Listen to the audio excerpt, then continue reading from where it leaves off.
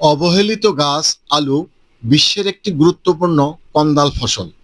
পুষ্টিগুণে ভরপুর উপকারী গাছ আলু খাদ্য হিসেবে অনেকেই হেলাফেলা করে থাকলেও সব জানার পর অন্তত এর কদর কিছুটা হলেও বাড়বে। আসসালামু আলাইকুম ভিউয়ার্স, আমাদের আজকের প্রতিবেদন গাছ আলু নিয়ে।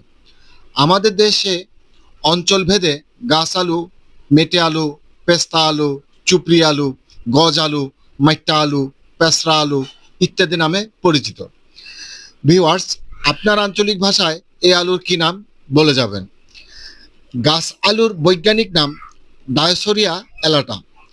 এর একাধিক ইংরেজি নাম রয়েছে, যেমন purple yam, 10 month yam, water yam, white yam, আবার শুধুই ইয়ামও বলা হয়। এই গাছের আদি নিবাস এশিয়ার ক্রান্তীয় অঞ্চল।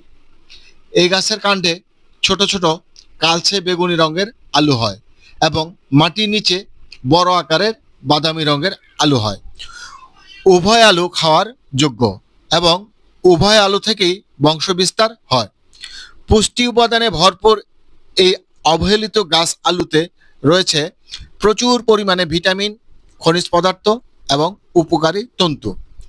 সুস্থ থাকতে, ক্যান্সার মোকাবেলায়, ডায়াবেটিস প্রতিরোধ এবং নিয়ন্ত্রণে, রোগ প্রতিরোধ ক্ষমতা বৃদ্ধিতে, মূত্রথলির নানা জটিলতা রোধে এক প্রাকৃতিক ঔষধ এই আলু।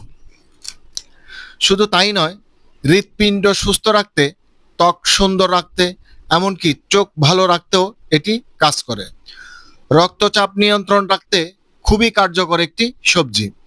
গাছ আলুতে থাকা vitamin B, vitamin C, mineral ও পটাশিয়াম কোলেস্টেরল নিয়ন্ত্রণ করতে বেশ সাহায্য করে।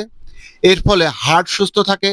গাছ আলুর ভিটামিন সি রোগ প্রতিরোধ ক্ষমতা বৃদ্ধিতে খুবই সহায়ক।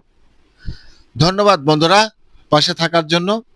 আসুন আমরা চেষ্টা করি আমাদের বাড়ির আশেপাশে পতিত জমিতে একটি হলো এই গাছ আলু বপন করি এবং আমাদের পুষ্টির অভাব পূর্ণ করি। ধন্যবাদ বন্ধুরা, আসসালামু আলাইকুম।